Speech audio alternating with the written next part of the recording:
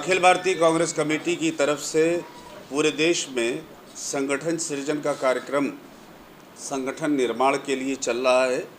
और उसी सिलसिले में पंजाब में भी इस वक्त संगठन निर्माण का काम बहुत ही जिम्मेदारी के साथ और बहुत ही सक्रिय तरीके से कांग्रेस पार्टी के कार्यकर्ताओं के द्वारा किया जा रहा है। पहले भी मैंने यहाँ के मीडिया के साथियों से लंबी चर्चा की थी। पंजाब के फरीदकोट में मैं पिछले 5 दिनों से लगातार ब्लॉक कांग्रेस कमेटी के स्तर पर जाकर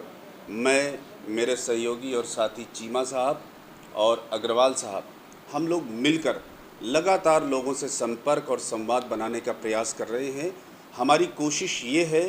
कि संगठन भी मजबूती के साथ खड़ा हो और साथ ही साथ राजनीतिक विमर्श,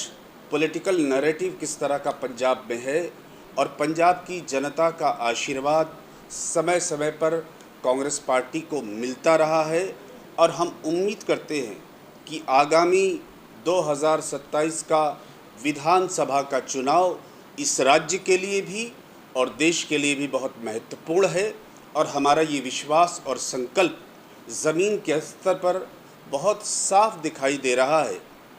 कि आने वाले समय में लोग अकाली दल से उबे हुए हैं। भारतीय जनता पार्टी के महामानव, ख़ास तौर से शाह और तानाशाह के नारों से और उनके वायदों से लोग ऊब गए हैं और उसको देख लिया है। और आम आदमी पार्टी की सरकार, जिसको बहुत उम्मीद के साथ पंजाब की महान जनता ने बहुत ही बड़ा जनादेश दिया था, वो सरकार भी पूरी तरह से फेल हो गई है। एक बार फिर लोग कांग्रेस की तरफ बहुत उम्मीद के साथ, बहुत आशा के साथ देख रहे हैं और हम समझते हैं कि जिस तरह का पॉलिटिकल नैरेटिव पंजाब में खड़ा हुआ है, कांग्रेस पार्टी के कार्यकर्ता ज़मीन के स्तर पर संगठन को मजबूती से खड़ा करके आने वाले 2027 के विधानसभा के चुनाव में कांग्रेस के नेतृत्व की सरकार बनाने का काम करेंगे। क्राइटेरिया प्रधान के लिए जो नेतृत्व की तरफ से निर्देश है और कांग्रेस कार्यकर्ताओं की भावना भी है कि कांग्रेस पार्टी का समर्पित साथी हो, वैचारिक रूप से परिपक्व हो, कार्यकर्ताओं के बीच में उसकी स्वीकार्यता हो, मेहनत के साथ संगठन करता हो, ज़्यादा से ज़्यादा लोगों को अपने साथ लेकर चल सकता हो,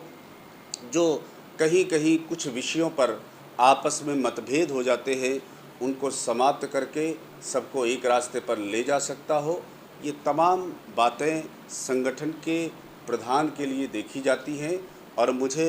इस बात को देखकर बहुत खुशी हो रही है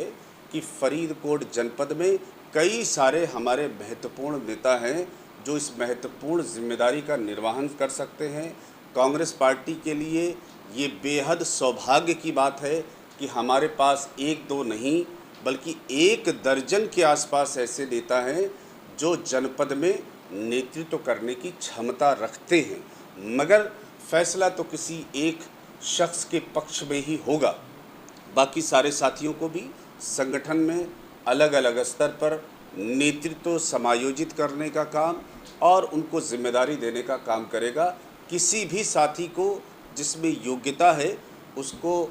इग्नोर नहीं किया जाएगा, उसको छोड़ा नहीं जाएगा, उसको भी जिले के स्तर पर और प्रदेश कांग्रेस कमेटी के स्तर पर समायोजित करने का प्रयास करके उसके नेतृत्व को निखारने का काम कांग्रेस का नेतृत्व करेगा। कुछ पैमाने कांग्रेस पार्टी ने बनाए हैं और किसी भी संगठन और किसी भी दल के लिए ये बड़ा महत्वपूर्ण होता है कि कांग्रेस के संगठन के विचार के साथ, लॉयल्टी के साथ कौन लोग जिम्मेदारी से काम कर रहे हैं। तो किसी भी संगठन में लॉयल्टी एक बहुत बड़ा पक्ष होता है और निश्चित रूप से लॉयल्टी को भी कहीं ना कहीं नेतृत्व देखता है। नेतृत्व के लेवल पर यह आदेश हुआ है कि समाज के सभी वर्गों के लोगों से नेतृत्व निकालने का काम किया जाए।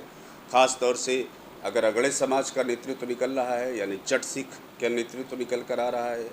तो ओबीसी समाज के लोगों की भी भागीदारी की बात हो रही है। पिछड़े समाज की, दलित समाज की, महिलाओं की और समाज के अन्य कमज़ोर वर्ग के बीच से भी जो नेतृत्व निकल सकता है। और हर नेतृत्व को मकसद केवल ये नहीं है कि कोई हम एक ज़िला अध्यक्ष बना देंगे, मकसद ये है कि समाज के हर वर्ग का प्रतिनिधित्व